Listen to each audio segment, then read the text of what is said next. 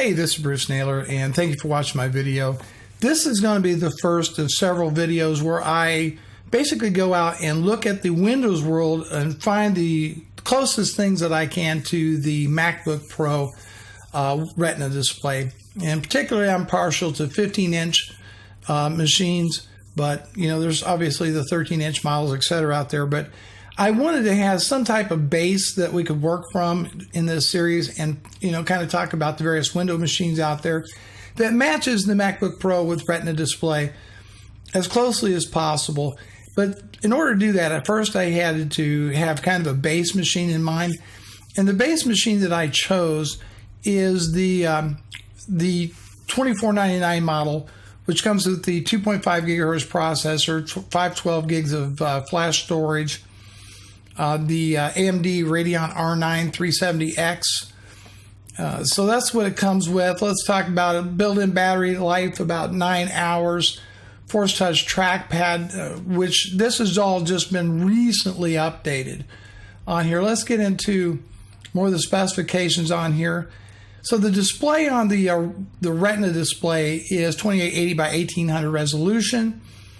Again, we're going to deal with the 2.5 gigahertz processor. We're looking at a machine that weighs 4.5 pounds and is somewhere under 3/4 of an inch thick. So that's kind of the overall size of the machine. And of course, it comes with two, let me pull these up here, two Thunderbolt ports right here. The MagSafe connector, you have two USB 3 ports, an HDMI output, and an SD card slot. By the way, this MagSafe power connector, I gotta be honest with you, that thing has saved my bacon so many times. Not me. Long story short, my wife has one of these, and she's constantly pulling the cable out. I won't go into why, but it has saved my bacon a lot of times. Irregardless of that, great machine, well constructed, all aluminum unibody construction, great keyboard, backlit, very color accurate on the display. I can't say enough good about the MacBook Pro, but it is a damned expensive computer. So what can I find out there in the Windows world that would be, rocking as close to that as I could, and what kind of price tag am I looking at? And this is going to be my first choice today, and I'm going to bring this right up here. And this is the Asus ZenBook Pro UX501. This thing is a real beauty. Now, it's not solid aluminum construction or unibody construction like the MacBook Pro, but it does have a nice metal aluminum type finish on it, and it is a very nice looking machine. What makes this machine very close to this thing, if we look at the specs, first off, okay, it's got a 4K touch screen display, 3840 by 2160. Not quite 4K, it's actually UHD, but close enough. They call it 4K. This is an IPS panel, and it is truly a beautiful display. And it's 100% of the sRGB color space. And just to kind of bring this up right now, this is not a 4K gaming computer. Okay, so let's be clear on that. In fact, I'm not really aware of any mobile graphics chip out there truly up to 4K, the demands of 4K gaming at this point in time. But this machine is, again, kind of designed for the same person, I think, that the MacBook Pro is, the creative professional, doing, professional applications, business people, that kind of thing, that want a powerful, good-looking computer that's well-made and is going to last for a while. You know me, I always got to drink my coffee. Okay, let's move along on this particular machine. Again, an IPS panel. Let's take a look at the specs. Ships with a quad-core i7, GTX 960 mobile graphics processor, 512 gig of PCIe connection 4 type. Data transfer speed up to 1400 megabytes per second, SSD 16 megahertz or 1600 megahertz RAM on this thing, 16 gigabytes. Of course, it clocks up to 3.6 gigahertz, turbos up to that. Claims to have the world's fastest SSD, although, yeah, I think there comes a point, I'll be honest with you, I think there comes a point, though, on these speeds that is so crazy fast you really won't notice a difference unless you would be moving horribly tremendous files all the way around. Wi-Fi, let's go back to the Wi-Fi on this thing. That's comes with 802.11 AC Wi-Fi. We have that. Battery life, 6+ hours of battery life on that. Okay, this is several hours less than the MacBook Pro by about 2 hours or so. As far as ports, it comes with three USB ports right there. It also has, get this, a Thunderbolt 2.0 port. How about that? Now here's something interesting. If you have, I want to just bring this up here. If you have like a Thunderbolt display, apparently it doesn't work with those. I'm not sure what's going on with the Thunderbolt on that, but if you do have like an Apple Thunderbolt display, I don't know if it would work with like the LG ultra wide 34-inch monitor that also have a Thunderbolt connection. I don't know, but it does have all that going for it. Going back into here, a premium type sound system on it, but what I have heard out of this laptop, it actually sounds quite tinny if you ask me. So not good stuff. Let's go ahead and scroll over to some more things. Again, we have the Intel quad-core 4720 HQ processor, ships with Windows 8.1. It is a 15.6-inch IPS panel, 3840 by 2160, GeForce 960M with 2 gigabytes of DDR5. It does have integrated graphics as well, but it's not the Iris Pro graphics. Ships with a webcam, 1.2 megapixel HD webcam, so that's 720p.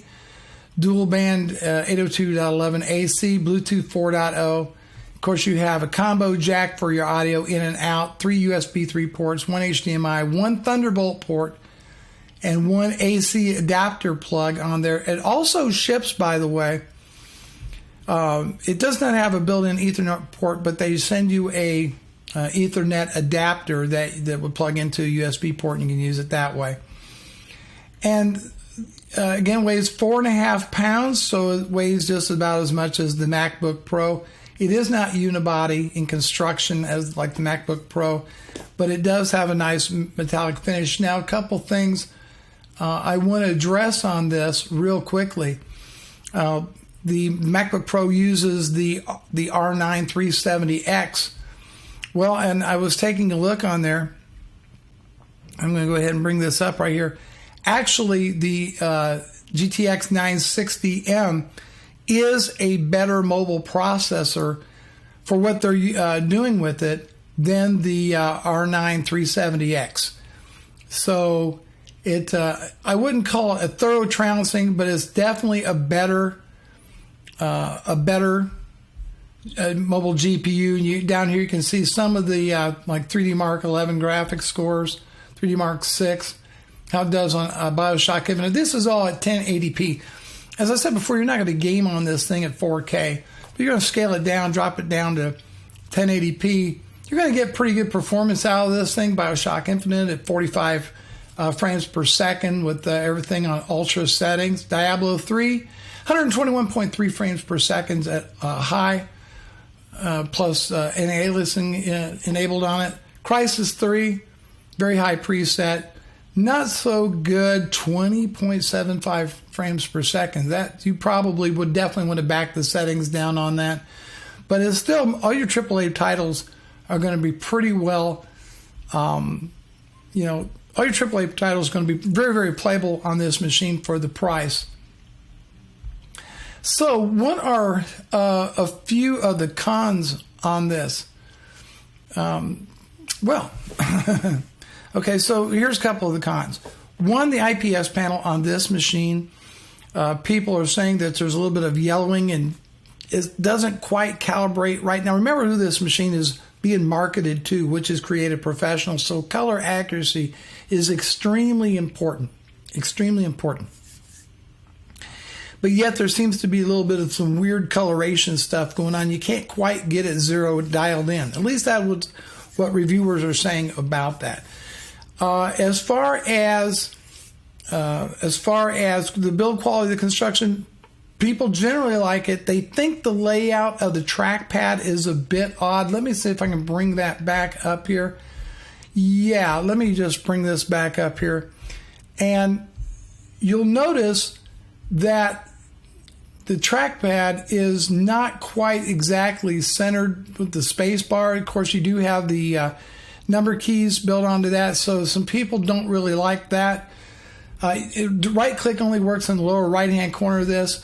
These keys up here, those keys, the keyboard does light up. It does have backlighting on it. I don't see much of the way of backlighting, any kind of bleed through on that. So, I mean, as far as performance goes, this thing really, really is a fast laptop. Now, I'm saving the best for last, because at no point did I mention the price on this machine. $1499. That's $1,000 less than the MacBook Pro. That is a tremendous amount of money. Certainly, there's going to be a lot of corners cut to get the price down $1,000 lower than the MacBook Pro, but not much. Surprisingly enough, I think Asus makes some really good laptops. I've owned Asus before, never really had problems with it. It's just really, really good stuff. Never had a problem with Asus laptops before. Maybe some people have, but I think for $1499, by the way, these things are sold out. They are sold out. You're getting a hell of a lot of computer for your money. It is not a 4K gaming laptop, but you should be able to play AAA titles just fine on medium settings, 1080p, or even high settings at 1080p. No problem. You're getting 16 gigs of memory. You're getting 512 gigs of PCI X4 storage on this thing. Super fast storage. You're getting dual band wireless on this thing. You're getting Thunderbolt 2 for high-speed data transfer on this thing. You're getting a micro SD slot. You're getting built-in speakers. You're getting, which is, Bang & Olufsen. You got to listen to them. I don't think they sound that good. It does have a large external power brick, not the more elegant thing that Apple's doing with the MagSafe. It's just, it is what it is. 4.5 pounds, battery life. People kind of complain about it, but look, this is the kind of machine I think a lot of us is going to use as a desktop replacement, or, we're not going to be using, I think, for extended period of time in a mobile type environment, but you might. And, of course, there's ways around all that as well. So I think for $1,500 versus $2,500 for the MacBook Pro, you may not be getting the same build quality. You're not getting the all-aluminum unibody construction and some of those things, but you're getting functionally a pretty damn identical and maybe even some way better laptop or specifications. It is maybe I didn't mention this, but it's a touchscreen as well. Even though it doesn't have that special coating on it, it makes it resistant to fingerprints. It doesn't have that particular coating on it. Now, a matte finish. It's a very glossy display on this, by the way, as well. Asus is promising a matte finish version of this coming later this year. But right now, these are sold out. And I think it's a hell of a lot of laptop for the money. This is what's available in the Windows world. About $1,000 cheaper. Very nice laptop. Meant for essentially the same market as the MacBook Pro. And I just thought I would go over that with you and talk with you about in the comments down below. I'll talk to you later. Take care, everybody.